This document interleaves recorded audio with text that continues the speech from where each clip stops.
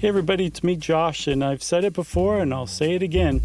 The disappearance of MH370 is one of the biggest mysteries in aviation history.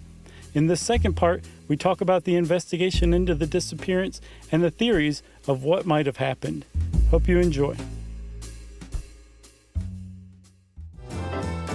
Welcome to Stuff You Should Know, a production of iHeartRadio.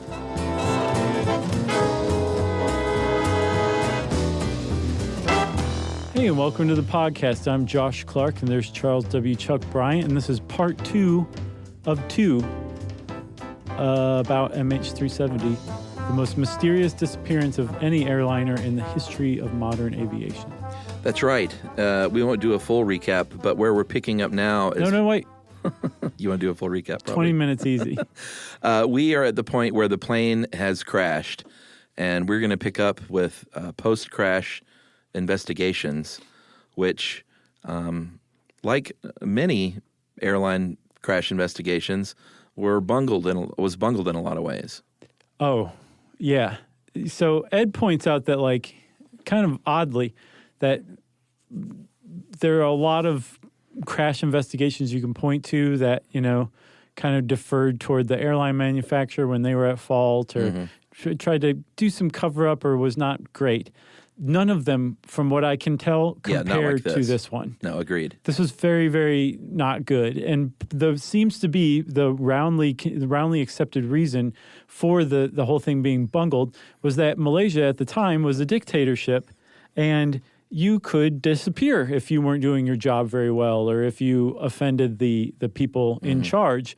And a crash of a Malaysian airline flight in particular was kind of a dicey thing to talk about because Malaysian Airlines was the pride of Malaysia. And it was at the time, a largely government-owned and controlled airline, a state-owned airline. Yeah. It was the Malaysia was the majority owner of stock, and it was publicly traded, Malaysia Airlines was, but they owned the majority of it. They called the shots. Yeah. And after 2014, which proved to be a terrible year by any airline standards, because not only was MH370 did it vanish, MH17 was shot down over Ukraine the same year, just less than 6 months later. The Malaysian government set about buying back all of the shares that were outstanding of Malaysian Airlines and took it off of public listing, made it a fully state-owned company. Yeah, so they certainly didn't want the bad press.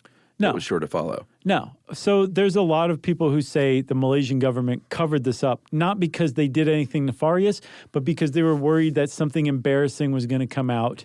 And this is not a government that could handle embarrassment very well. Right. And so they literally obfuscated the investigation into what happened to MH370. Yeah, so the first problem here is we know now that this plane crashed in the South Indian Ocean, and it took a week before they were looking in the South Indian Ocean. Yeah. So the first 24 hours was in the South China Sea between Malaysia and Vietnam. They ended up hooking up and creating a joint agency coordination center, or actually Australia is who created that. And they led the search efforts because it was close to them. And they found no trace, even after they did all this ocean floor mapping, searching, they had that seventh arc pegged, searched all along there. 120,000 square miles. Yeah, which is, even if you find that seventh arc and it's somewhere in here, that's still a vast, vast area. And this thing is on the bottom of the ocean at this point. And we should say it, by this time, Australia has stepped up and been like, well, this happened not too far from us, I guess. We're the closest major country. Yeah. Certainly Western democracy in this area. We'll head this up. Malaysia will help you out. And they footed a lot of the bill, which was pretty cool for Australia. $160 million. Yeah, from what I Australia understand. Spent. Yeah, and I think it was the most, and still is, the most expensive search in aviation history. Yeah. Which is kind of surprising. You'd think that more would have been spent, but I think they usually find them sooner than this. This was not found. Yeah. And they searched for 2 solid years for this thing in just on that seventh arc. Yeah. There's a lot of people who at the time were like, no, you know how it forms a circle? Well, there's a northern arc and a southern arc. And some people said, no, northern arc somewhere it's in Kazakhstan. The southern arc was in the Indian Ocean. Most people said it's probably the southern arc. Right. So that's where they searched, and they still didn't find it. Yeah, and it took so long to even get there. By that point, there Right. were a lot of things. If you had that first 24 hours, it's sort of like a murder investigation. That first day is so key. The first 48? Yeah, is it 48? Yeah. See, I'm narrowing it down to 24, buddy. Yeah, okay. So Malaysia then heads up what's called a joint investigation team. The U.S. was involved, China, Britain, and France. This was the one that was meant to follow the protocols of just the internationally agreed upon Yeah. accident investigation to Right. make air We're all gonna travel come safer together, for sure. everybody. And Malaysia did not help out very well. No, so they issued, the Malaysian Ministry of Transport issued a preliminary and a final report. The preliminary report, Ed describes as more or less a reprint of the Boeing 777 manual. Just like, well, here was the plane. Which I think is kind of standard to have technical information, but this not was as the whole report. right. And then the second one, the final report, basically pointed out where air traffic control failed along the way. Yeah, and I saw in that Langweiss article that they were politically speaking the easiest targets.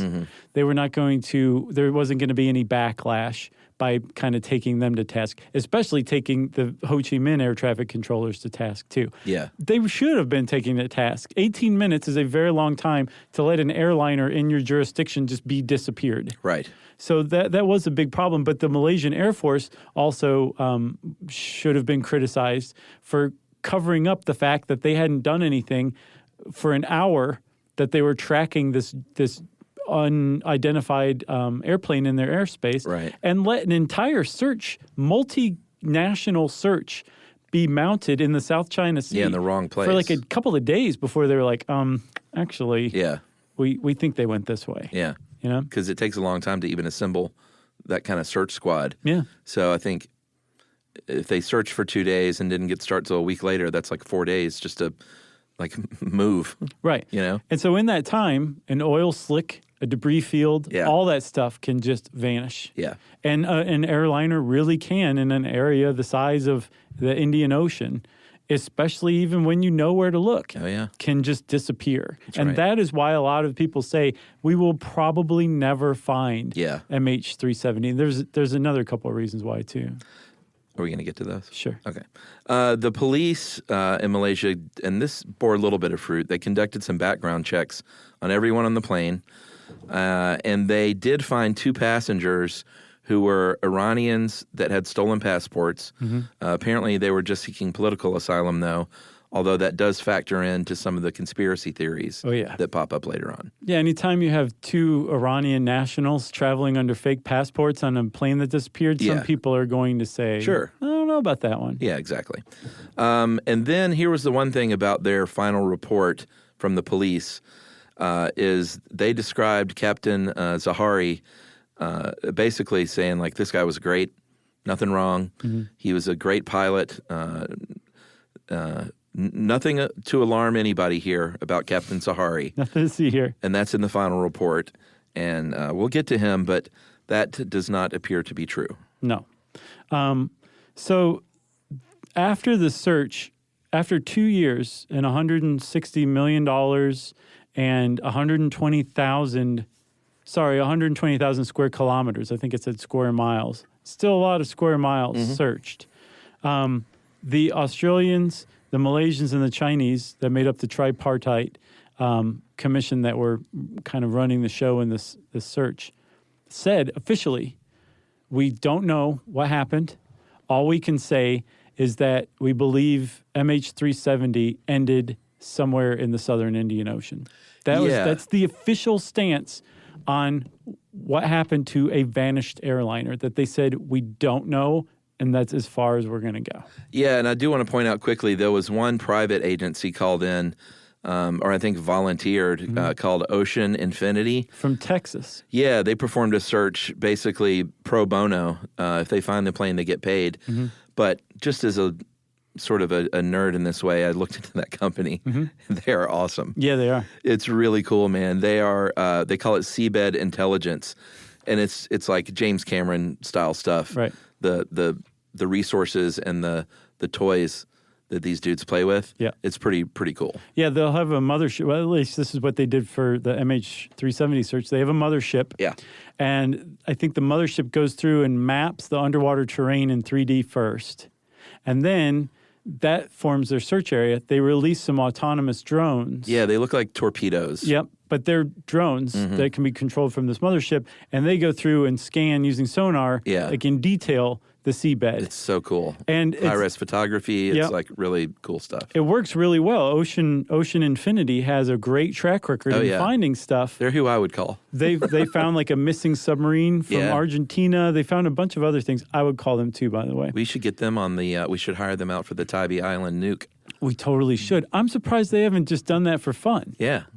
As a matter of fact, I think they should. Solve a mystery. Yeah, the broken arrow or the empty quiver. And they're like, we spent how many multi-millions of dollars just to say we solved that mystery? Right. Wait, is someone going to pay us for this? No. They're from Texas, so anytime they find something, they don't think about that. Instead, they just shoot their 6-shooters into the air. That's right. I forgot about that. Right. So that's fine. That's good enough for them. That's pay enough. But Ocean Infinity, they know what they're doing, and they still couldn't find MH370. Yeah, they couldn't find it either. There were some things that were found in the search. Number one, this was uncharted territory. And now huge swaths of it are now mapped. They found an underwater volcano, an enormous one that they had no idea existed before. They found a couple of shipwrecks from the 19th century that had just been totally lost. Yeah. But they still found no trace whatsoever of MH370, despite 2 major searches and an official final report from Australia saying, we don't know, we will probably never know. All we can say is that the flight ended almost certainly in the southern Indian Ocean. That's right. And we should shout out the independent group. This is an online group of enthusiasts. Internet sleuths. Yeah, who got together to try and figure this out. And Ed even pointed out, like, you hear internet sleuths and you're like, come on, get off the tinfoil hat.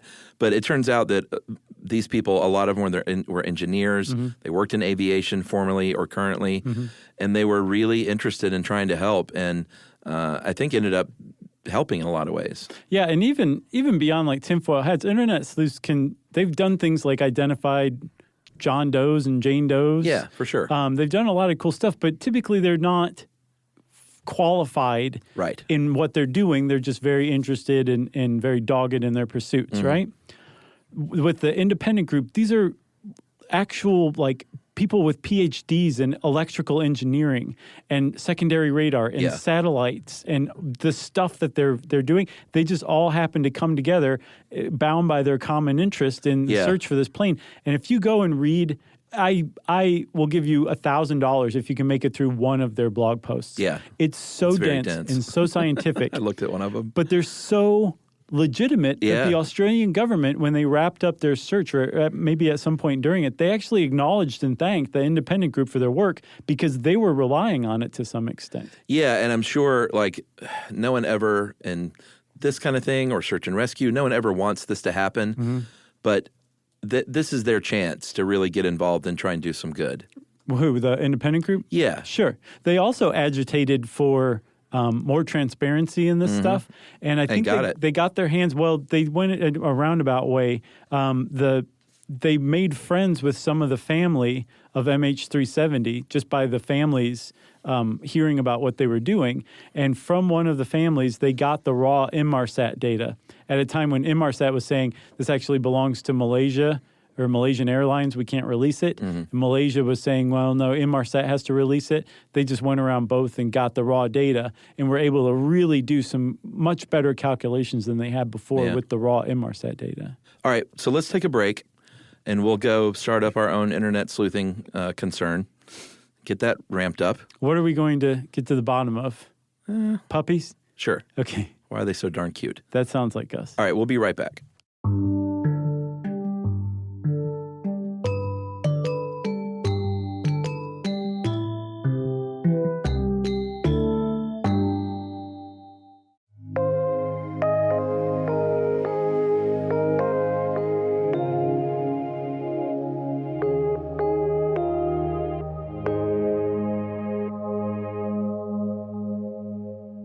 Okay, Chuck. So, Are we at Wreckage? not quite yet. All I right. want to talk about the.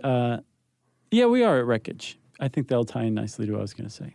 Yeah, I mean, because this thing disappeared, that is not to say there were no traces, because we have pieces of this plane now. Right. There are people, sort of like these internet sleuths, that are captured by a story such that they will spend a large portion of their life trying to solve it and looking for stuff. And savings.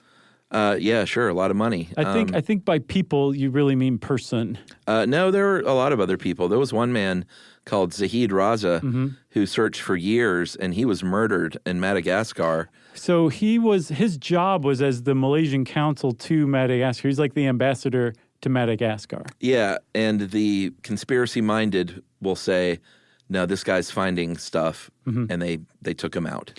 So there was a dude who did leave his life in, I think, Seattle and moved, well, actually just started moving around the world, which he did normally anyway. But his name was Blaine Gibson. Yeah, he's an attorney. Yeah, he factors big into that William Langweish article. He talks about him a lot. But he just became moved by this and decided that he was going to go start finding wreckage, and he has. Yeah. I think a third of the debris found from MH370 has been personally found by Blaine Gibson, just globetrotting, basically. Yeah. Amazing. But he figured out if it was the southern Indian Ocean, then this wreckage is probably going to start to show up somewhere around the southwest coast of Africa.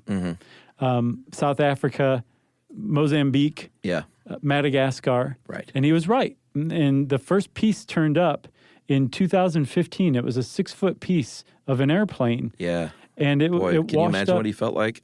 No, I can't, as a know? matter of fact. I mean, looking for this and then finding it. It's like searching for a needle in a haystack. But it was found on Reunion Island off of Madagascar. I think it's under the control of Mauritius. And this was a really big deal for a couple of reasons. One, it showed incontrovertibly that the southern arc was correct, that it hadn't flown north into Kazakhstan, that the flight had ended in the Indian Ocean. Yeah, I mean, it showed that it crashed. That's a big one. It showed that it had broken up, like it wasn't like a fire or anything like that. It had come apart. Well, and it wasn't secretly landed somewhere, because Right. some of those conspiracies get pretty out there. Right. But the other effect that this had was that it devastated the MH370 families who had been holding out hope. Yeah. Because it was disappeared. This airliner vanished. And people were saying, no, it actually is in the airbase Diego Garcia under U.S. control. No, it's under Russian control in Kazakhstan. Yeah. It's somewhere. Our people are somewhere. Maybe there's this hope. This dashed those hopes. Yeah. And it came a full more than a year after the plane disappeared. So they had been like really holding on to this hope to a desperate degree for more than a year, and then it was dashed. Yeah.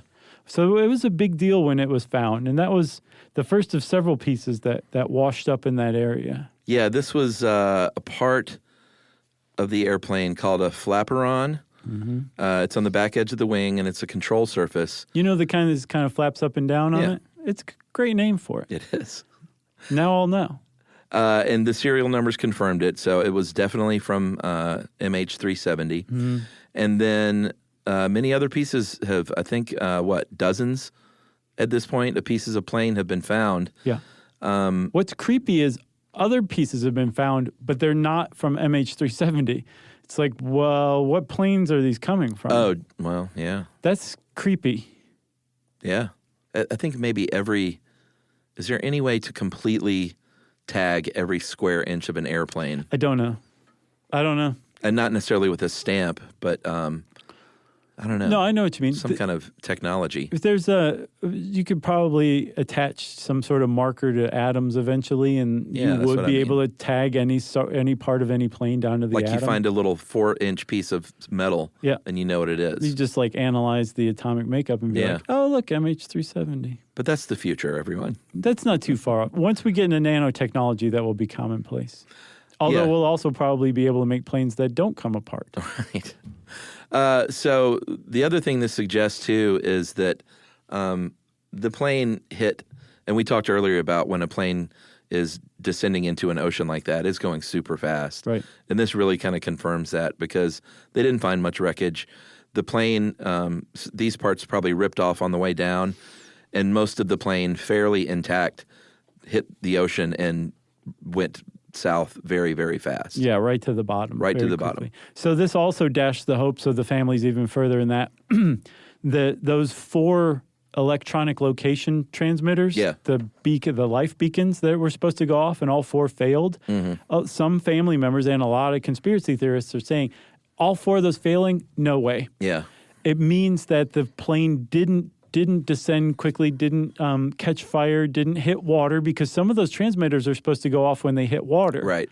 But if they broke up on the way down, right. Because here's the thing is the planes, if it entered a steep decline at 600 miles an hour, which is about what they think it was cruising at, if it drops from 35,000 feet at 600 miles an hour within 2 minutes, it's going to just break up either on the way down or the moment it hits water. Yeah. So much so that some of these beacons that are designed for the scenario are not going to function. And there is one beacon that is designed to go off on impact. It's designed for that kind of thing, but it needs 50 seconds above water to transmit to the satellite. So they think this thing hits so fast that beacon might have just gone right down underwater and not been able to transmit in that 50 seconds. So it's an explanation that the plane came apart in the southern Indian Ocean. Didn't just crash in the southern Indian Ocean. It came into a million pieces in the southern Indian Ocean. Yeah, and we mentioned the black boxes in the previous episode. Obviously, we don't have these black boxes. They're down there with everything else. Haven't recovered anything like that. But they think that they probably wouldn't tell much of a story anyway. No, not unless there was some sort of final communications or something. That's what it would take. It would take whoever was in charge of the plane at that time still talking and explaining. And if you were the only person alive on this plane, who would you be talking to? Well, let's go ahead and talk about who this might be, because all indications point that it was the captain of the airplane himself, Captain Shaw. Yep, Captain Zahari Ahmad Shah. That's right. So the wreckage, basically, I mean, there's a lot of clues. Again, we can't say anything for sure. No. But no one ever claimed, it's unlikely that it was terrorists, because one thing terrorists do, which is what makes them terrorists, is claim responsibility. Yeah, they like to brag. Well, so everyone knows who it was. Right. No one did this. No one even falsely did this, right. Which happens sometimes. Yeah. The same can be said for a kidnapping, because there are some theories about that there were some important people aboard that they wanted to disappear or something. Right. Like if you were kidnapping somebody, you want them alive, and they can't be alive if the plane's in a million pieces in the southern Indian Ocean. That's right. And there were only 2 people on that plane who knew and had the knowledge and access to do this stuff, and that was Captain Shaw and First Officer Hamid. Also, there's something really important to point out here too, Chuck. There was no distress call. Right. And if it was a hijacking, between the time that Zahari said goodnight, Malaysian 370, yes, and the transponder went off at exactly the right time, right when it hit a Ho Chi Minh air traffic controls jurisdiction, it would have taken a minute for terrorists to make their way into the cockpit, which was sealed with an electronic lock, super bolted. It would have taken less than a minute at a precise moment in time for terrorists to take control of the plane. Yeah. That just would not have happened. No. The idea that these two were working together is not very plausible. The idea that it was First Officer Hamid himself is not plausible, because, like we said, this is a greenhorn. He was just getting started in his career. He was super happy to have this job, this great job, flying the pride of Malaysia.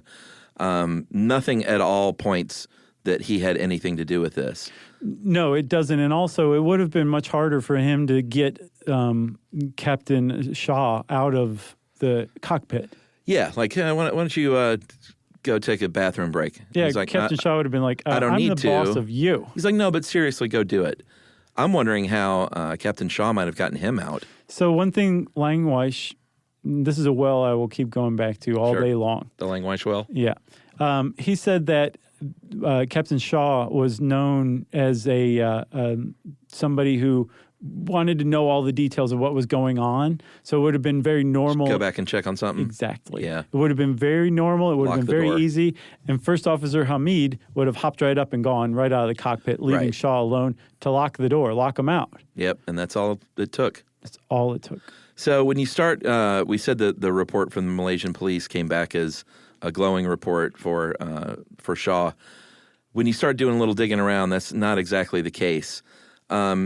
Before this plane disappeared, in the months before, he had separated from his wife. Mm-hmm. He was living by himself.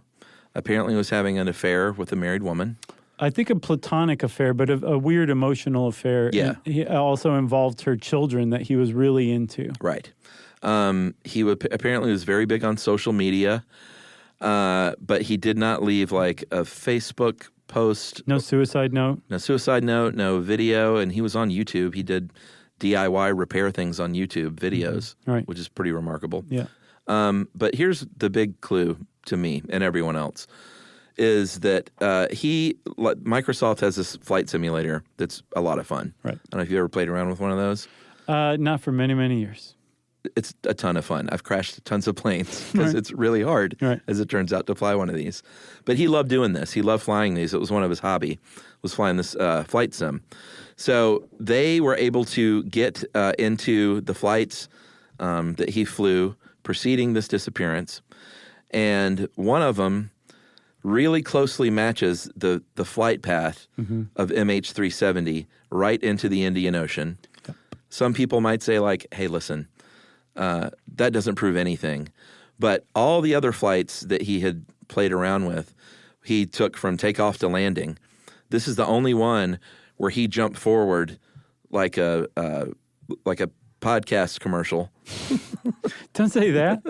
He's skipping forward in time on that flight alone to see how these fuel calculations were going to play out and where this plane would be when it ran out of fuel over the Indian Ocean.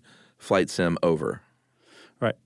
And That is so suspicious. Like, Yeah. I mean, I know you can speculate, but it's almost an open and shut case when you hear that. It's so suspicious. I saw one member of the independent group said that he left it as a breadcrumb. Oh, interesting. You know, that like he wouldn't have learned anything from Microsoft Flight Simulator, which is to a guy in a 777, basically a game, you know, that he was just basically leaving something behind. That was one guy's interpretation in the independent group. Well, at the very least, he could say, if I'm here and I'm on this header and I put it on autopilot, who knows, he may have killed himself. Yeah.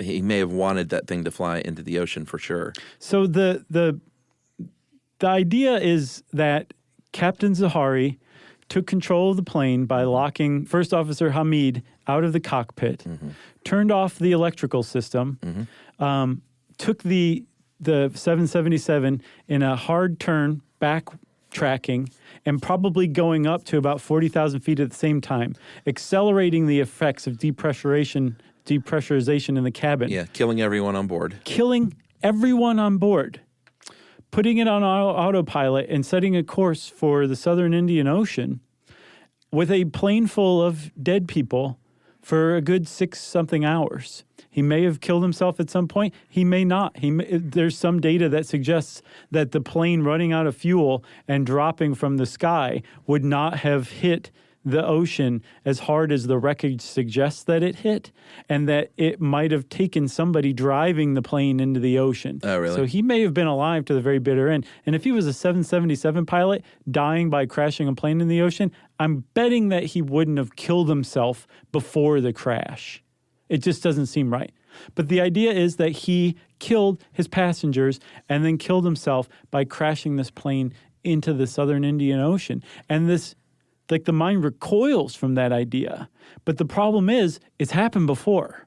Pilots have killed their passengers and At least themselves. 4 times.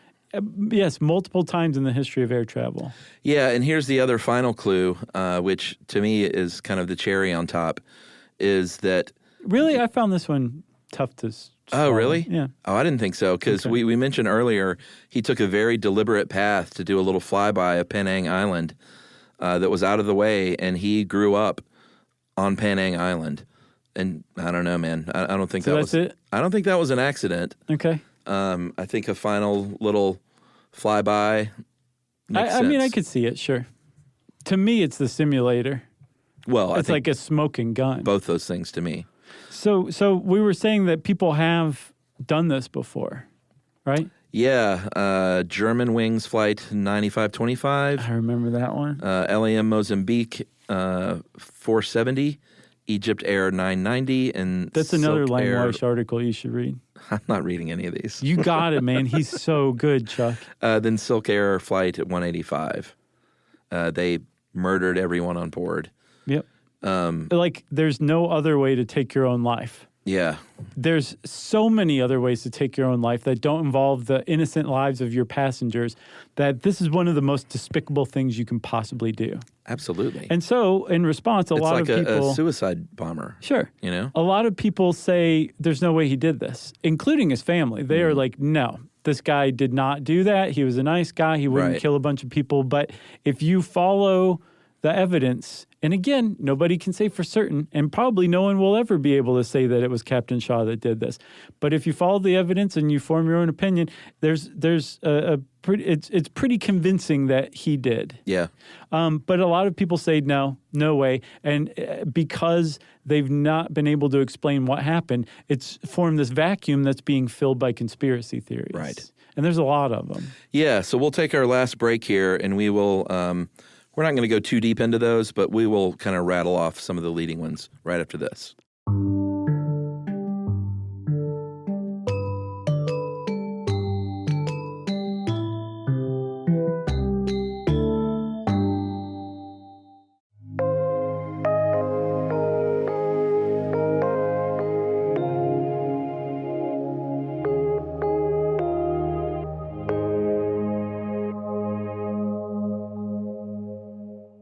And Chuck, before we, rattle off some of these conspiracy theories, I want to say, because we can't explain this, nobody can say that it was Captain Shaw. Sure. There are some things you can say it's not, like it wasn't an accident, Right. it wasn't terrorists or anything like that. Yeah. But you can't say definitively that yes, it was Captain Shaw. And if this floats your boat, there's a whole rabbit hole for you to dive down with MH370. And there's a lot of other interpretations, but this seems to be among air disaster experts the likeliest explanation. Yeah, we are not saying, to be clear, that it was Captain Shaw. Nobody can say that it was. Yeah, we're just sort of following Occam's razor here in the findings of experts, like you said, that Right.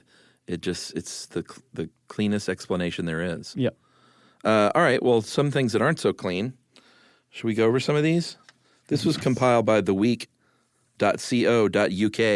The Week. I didn't see, I didn't see any authorship, though, on this one. Yeah. Maybe they're like The Economist and it's all The Economist speaking. It's all The Week speaking, you know what I mean? Exactly. They're a collective. So let me see here. One of these is that Captain Shaw parachuted out of the plane to meet that woman on a boat. Totally unnecessary because he and his wife had already separated. Yeah. He was living alone. That's right. But that was actually written by a journalist in a book called The Hunt for MH370 by E. Ann Higgins. Okay. What else? This one is interesting, that it was cyber hijacked. This is in another book called Beneath Another Sky, A Global Journey into History. And this is the suggestion that Boeing's Honeywell uninterruptible autopilot onboard computer was hacked and reprogrammed. Yeah, there's that from the ground. That ties into another one that the CIA got their hands on the plane remotely. But I don't know that it's true, but there's a definite thread through conspiracy-minded groups that after 9/11, they have engineered some sort of mechanism onto airliners so that they can be remotely controlled in case they are hijacked, so nobody can fly something into the World Trade Center or anything like that again. Makes sense. It does make sense. It makes so much sense that I'm like, wait, did they actually do that? But that's like step one to that conspiracy theory. Step one is that Right. that exists, and then step two is that somebody used it to vanish MH370. Yeah. What else? Asian Bermuda Triangle? No, Yeah. Should we just... that's all you need to say. Well, this one, I thought it was funny because it said that when you look at where it crashed, it's the exact opposite of the Bermuda Triangle on the other side of the globe. And then I guess someone just looked. And they were like, no, it's actually not. Right. So go ahead and throw that down the tubes. Maybe in the general neighborhood, but definitely not on the exact. And also, there's no Bermuda Triangle causing plane crashes. Yeah, that's a big issue with that. What do you got? Another one is that that it was used as MH17. Remember, I said that 2014 was a terrible year for Malaysian Airlines. Yeah. And the idea is that they hijacked, meaning probably the CIA or the U.S. government or some shadowy cabal, hijacked MH370, safely landed it in some at Diego Garcia Air Base or somewhere under U.S. control, killed everybody, or maybe they were dead from hypoxia to begin with anyway. Yeah. Put them in freezers, and then changed the call sign from a 0 or from an O to a D on the plane. Easy enough. And then used it to be shot down over Ukraine. And supposedly there's reports from Ukrainian journalists and humanitarian workers and even Ukrainian rebels saying that the corpses that fell from this shot down plane, MH17 over Ukraine, were already decomposing and rotting as if they died weeks before. I've not found anybody who actually said that or anything like that, but that's the whole thing is that it was a big false flag operation. Okay. But isn't it nuts that, like, if you can't explain something like a disappeared airliner, people go onto the internet and write books and say, here's what really happened. Yeah. And then it's this. Yeah. Think about the level of distrust we have for the people running the show that this has an audience. Yeah. Like, I do not blame anybody who believes stuff like this because we've been lied to for so long that you can buy this. Yeah. You know, that some government agency would hijack a plane, kill everybody, and then use it to pin it on, Putin-controlled Ukrainian forces. Right. Come on. Yeah. It was Hunter Biden. Right. So here's another one that I thought was interesting, and I'm saying it's interesting as like, could it be? Mm-hmm. But if you go to look at passengers on an airplane and try and find a thread, you might want to look at the fact that there are 20 people that worked for a company all on board called Freescale Semiconductor. So I hear that and I think, well, we should at least look into this. Sure. Is there any reason someone would want to tank this company or tank 20 people important people that worked for this company? Mm-hmm. And the theory is that they might have been killed by a plane crash either for secret technology or to manipulate stock prices. Right. And apparently that company helped the NSA or the CIA or the U.S. government in general create some of its PRISM program surveillance technology. Uh-huh. So they were supposedly already in cahoots with shadowy agencies within the U.S. government to begin with. And since this plane was headed to Beijing, China, perhaps this company was going over to work with China now, and the CIA didn't like that, so they did this. Pretty interesting. As you said, interesting. Yeah, that's all it is. Yeah. And then there are other various ones from life insurance scams to false flag hijackings to alien abductions. Apparently 5% of Americans surveyed believe it was abducted by aliens. Believe MH370 was abducted by aliens? I saw that and my brain wouldn't accept that. I think I just saw it as 5% of Americans believe in alien abductions. No, I can't hear what you're about to say. It's just some dumb survey. Okay. You got anything else? No. Well, if you want to know more about MH370, friend, meet your new hobby because it is all over the internet and you can follow whatever thread you like. And since I said that, it's time for listener mail. This one's a bit long, but boy, is it a good one and super important one for this gentleman and his family. Hey, guys, my name's Tyler. I live in Michigan. I got a story for you. The Sunday before Thanksgiving, my family and I woke up and went around business as usual. I was playing a video game with my two boys, and my wife said she was going out to the garage to get something and walked out the door. After about 10 minutes, my neighbor banged on the door. I opened it to see my next door neighbor pointing at my wife, laying motionless on the ground in front of my car. Full-on panic mode set in. I ran the 10 feet or so to find her not breathing, fingers and face already blue, and my neighbor started calling 911. Luckily, I remembered some advice from your CPR episode, not only how much pressure to apply to the sternum, which is a lot, but the rhythm No. And I began to sing Staying Alive That is so great. by the Bee Gees in my head as I did the chest compressions. Trying to sing along while my adrenaline was pumping was not easy, but I did my best to stay calm and keep singing that part of the song in my head. The colors started coming back to her face a little bit after I started. The EMTs and police were at my house within 5 minutes and used a I always mess that word up, defibrillator on her 3 times, gave her 3 shots of epinephrine. Oh my gosh. Before they finally got her heart beating again. Her brain went without blood for 20 minutes, though, and as a result, she's been diagnosed with brain damage. She's got a long road to recovery ahead of her, but the doctors think she has a good chance because of her age. Her heart had a severe arrhythmia that ultimately caused cardiac arrest. I'm doing the best I can for her and my kids while she heals. I'm the primary provider for my family while my wife was the primary caregiver. Having to take off work and take care of my kids has been really scary, but I've gotten tremendous support from friends and family here in my time of need. So I just want to thank you guys for the work you do. Without your podcast, I likely would have been burying my wife instead of visiting her in the hospital. What? Right.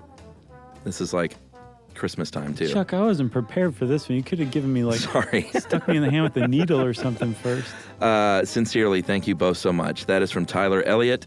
He said, if you guys read this on the show, could you shout out my best friend, Justin? Sure. He got me into the show back in the day and has been there for me and my family every step of the way. So Justin is the one who should be thanked, really. It all, in a weird way, comes back to Justin. Man, what is his name again? Tyler Elliott, and I hope your wife is recovering. And Yeah, same here, Tyler. best of luck to you, man. That's quite a harrowing experience. Not only are we thinking of you, but everybody listening to this podcast right now is thinking about you, too. That's So, right. Sending out the best vibes into the universe. Agreed. Wow. Well, if you want to try to top Tyler's email, best of luck. Good luck. You can go on to stuffyoushouldknow.com and check out our social links there. And you can also send us an email yourself to stuffpodcast@iheartradio.com. Stuff You Should Know is a production of iHeartRadio. For more podcasts from iHeartRadio, visit the iHeartRadio app, Apple Podcasts, or wherever you listen to your favorite shows.